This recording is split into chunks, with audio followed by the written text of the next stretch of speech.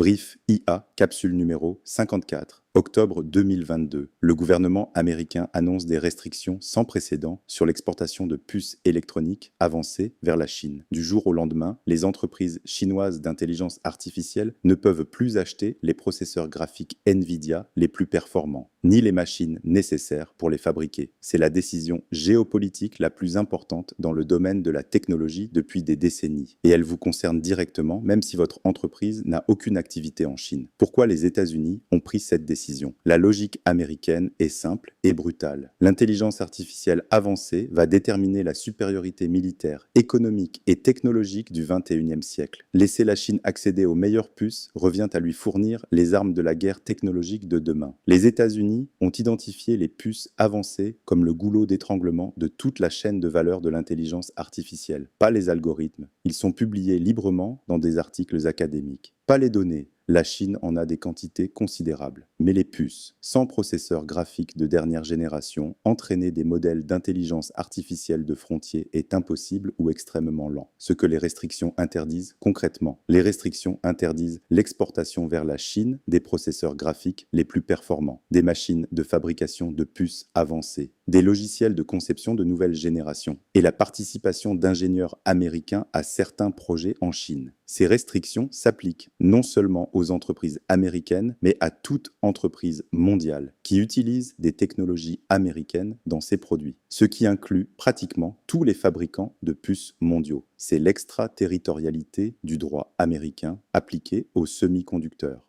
La réponse de la Chine. La Chine a lancé un plan massif d'autosuffisance en semi-conducteurs. Des centaines de milliards investis dans des entreprises nationales, des programmes de formation accélérée d'ingénieurs et des incitations considérables pour rapatrier les talents chinois travaillant à l'étranger. Les résultats sont mitigés. La Chine a fait des progrès réels sur les puces de milieu de gamme, mais l'écart sur les puces les plus avancées reste significatif. C'est dans ce contexte que DeepSeek a émergé début 2025, un modèle chinois qui rivalise avec les meilleurs modèles américains en utilisant des techniques d'optimisation qui réduisent considérablement le besoin en puces avancées. Un contournement par l'innovation plutôt que par l'approvisionnement. Ce que ça signifie pour votre entreprise. Premièrement, si vous avez des activités en Chine ou des partenariats technologiques avec des entreprises chinoises, vérifiez que vos activités sont conformes aux restrictions américaines. L'extraterritorialité du droit américain est une réalité que beaucoup d'entreprises européennes ont découverte à leurs dépens. Deuxièmement, la guerre des puces va créer des perturbations dans les chaînes d'approvisionnement mondiales, des pénuries, des hausses de prix, des délais allongés. Ces perturbations affectent indirectement toutes les entreprises qui dépendent de la technologie. Troisièmement, le découplage technologique entre les États-Unis et la Chine va s'accélérer. Dans certains secteurs, vous allez devoir choisir votre camp technologique. Les deux en même temps va devenir de plus en plus difficile. Ce que vous devez retenir, la guerre des puces n'est pas un sujet de géopolitique abstraite. C'est un facteur qui va influencer la disponibilité et le coût des technologies que vous utilisez et le contexte dans lequel vous allez déployer votre stratégie intelligence artificielle dans les prochaines années. Vous écoutez Brief IA. Retrouvez toutes nos capsules sur vos plateformes d'écoute habituelles. Prochaine capsule, le cloud IA. Qui domine et pourquoi ça change tout pour votre stratégie.